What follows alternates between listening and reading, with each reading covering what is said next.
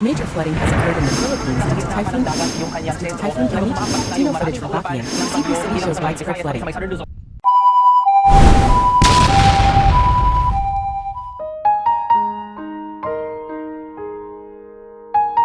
Duha ka adlaw human ang pagpuso-puso di bagyong Ken sa Subo.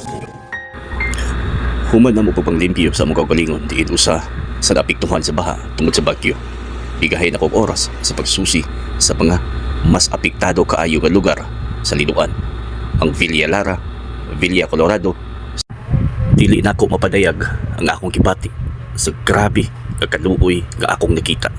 Apin ako o kabilang ang luoy pero wala ra kami sa kumingking sa ilahang dahiaguman.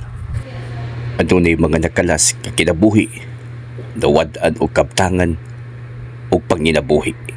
Hinaot unta nga atos lang tabangan kabubalik ang ilahang kadasig o paningkamot atong ipakita ang buhi kabayanihan sa mga Bisaya.